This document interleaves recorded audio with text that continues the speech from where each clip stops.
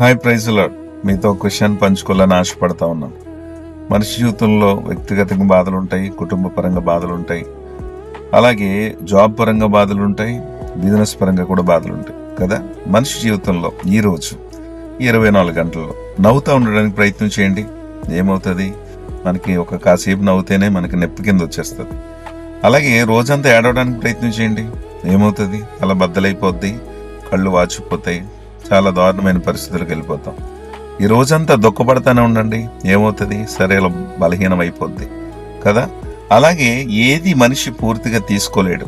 ఈ రోజంతట్లో కూడా 1 గంట సేపు నవ్వచ్చు, 1 గంట సేపు బాధపడవచ్చు, 1 గంట సేపు ఆలోచించవచ్చు. ఇవే రొటీన్ అవుతాయి. మనిషి దేన్ని ఎక్కువగా కోరుకోకూడదు. మీరు ప్రతి విషయంలో కూడా ఏది కూడా ఎక్కువగా కోరుకోకుండా అన్ని పంచుకోండి. సంతోషమైన, బాధ అయినా, దుఃఖమైన అన్ని పంచుకోండి. ఒక రోజులో అలా పంచుకోగలిగితే మీరు స్ట్రాంగ్ అవుతారు. మీరు స్ట్రాంగే. నాకు తెలుసు, మీరెప్పుడు కూడా వీక్ కాదు, మీరెప్పుడు స్ట్రాంగే. మీరు స్ట్రాంగ్గా ఉండాలి అంటే ఇవన్నీ కూడా పాటించాలి మనిషి జీవితంలో. అంతేగాని నేను ఎప్పుడు నవ్వుతూనే ఉండాలి అన్న కోరుకుంటే ప్రమాదం. నేను ఎప్పుడు ఏడుస్తూనే ఉండాలి అంటే అది కూడా ప్రమాదమే. నేను ఎప్పుడు బాధపడతానే ఉండాలి అంటే అది చాలా ప్రమాదం. మనిషి జీవితంలో ఇవన్నీ కూడా పంచుకోవాలి, తక్కువగా తీసుకోవాలి. ఏది ఎక్కువ తీసుకున్న ప్రమాదమే నీ జీవితంలో.